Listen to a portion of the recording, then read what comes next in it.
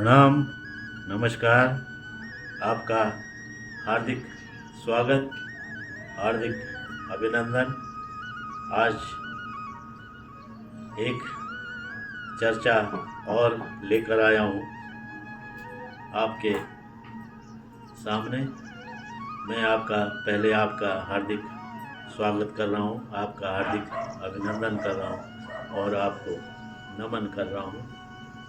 आज की चर्चा का जो मुख्य ध्येय है वो है हमारा परिवार।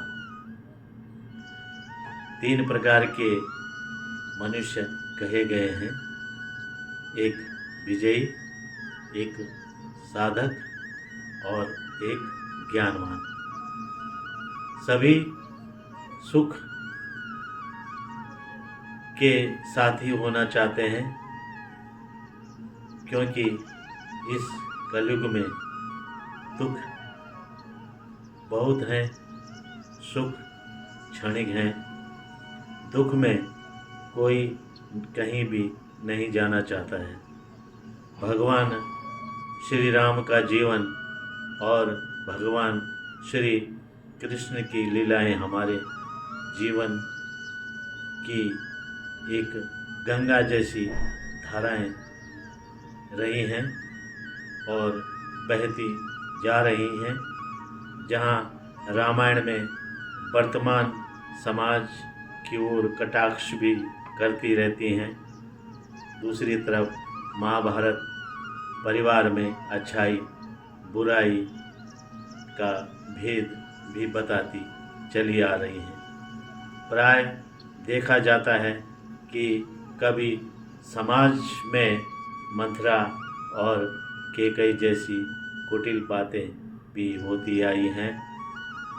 कतिपय परिवारों में तो, क्योंकि कलयुग है, ऐसा दंश कभी कभार या कई बार देखने को मिलता ही रहता है कि जैसे कि आप देखते ही हैं, आज मोबाइल का राज है। गृहस्थ आश्रम में रहकर भक्ति करना सरल है और बहुत कठिन भी है। गृहस्थ आश्रम तो एक मंदिर के समान है, जहाँ एक पति एक पत्नी के सहयोग से एक नए घर, एक नए परिवार और एक नए कुटुंब का जन्म होता है। आवश्यकताओं और इच्छाओं की पूर्ति के लिए और पूर्ति होने पर आनंदित होकर जीवन यापन करने के लिए ही जीवन जीता है और यह कोशिश जीवन भर चलती रहती है। वहीं दूसरी तरफ पुत्र, धन, संपत्ति, नाम, कीर्ति की ओर भागने की कोशिश में जो भी कर्म करता है उसी में आनंद की प्राप्ति को ढूंढने में लगा रहता है, मगर कभी दुख सुख के भंवर में फंसकर मृग तृष्णा की तरह जीवन यापन करने की कोशिश यत्न करता रहता है। हर घर में सब कुछ होते हुए भी कुछ न कुछ होता ही रहता है। कुछ विघ्न भी आ जाते हैं, कुछ बाधाएं भी आ जाती हैं और वो इसको महसूस करता भी जाता है। जैसे कि रामायण में पुत्र की लालसा के चलते ही राज तिलक और 14 बरस का वनवास भगवान श्री राम का देखने को मिलता है। तभी से तो प्राण जाए पर वचन न जाई की कहावत आज भी समाज में जन्म लेकर समाज में बैठी हुई है। मन, कर्म और वचन इस राम कथा का मुख्य केंद्र है, जिसमें मुख्य पात्र हैं राम, सीता और लक्ष्मण। उन्हीं पर ये राम कथा केंद्रित है। प्रेम के प्रण को निभा एक पिता का प्राण गंवाना और एक माता की कुबुद्धि के लिए राम की कथा पहले भी साक्षी रही है और आज भी साक्षी है।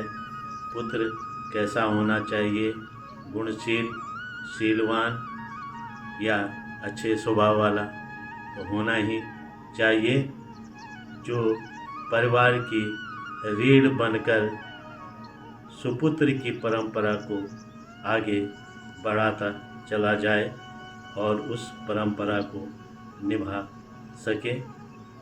समाज इस बात को भली भांति जानता भी है और मानता भी है।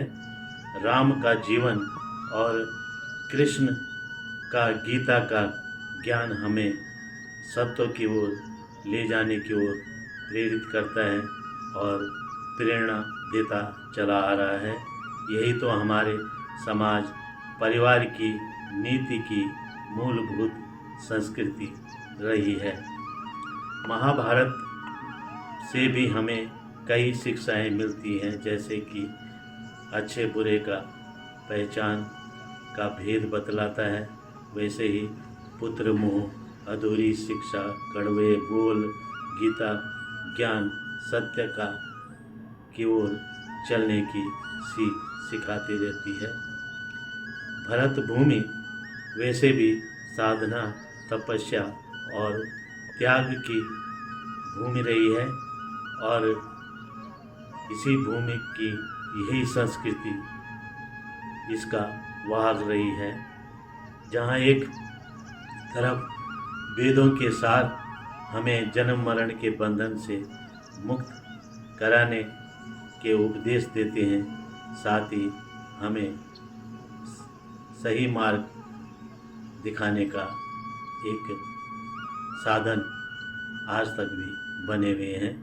इसीलिए तो कबीर जी कहते हैं कि माया महा ठगनी हम जानी, माया महा ठगनी हम जानी, त्रिगुण फांसी लिए कर बोले, त्रिगुण फांसी लिए कर डोले, बोले मधुर बाणी, त्रिगुण फांसी लिए कर डोले, बोले मधुर बाणी। जीव को माया नचाती है, जीव को माया नचाती है और भगवान की भक्ति कोई भी हो, कैसे भी प्रकार की हो, माया को छुड़ा देती है।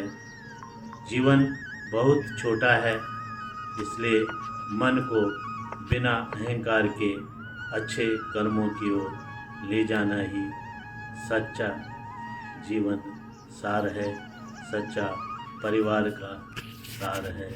नमस्कार, धन्यवाद, आपका बहुत बहुत आभार। नमस्कार।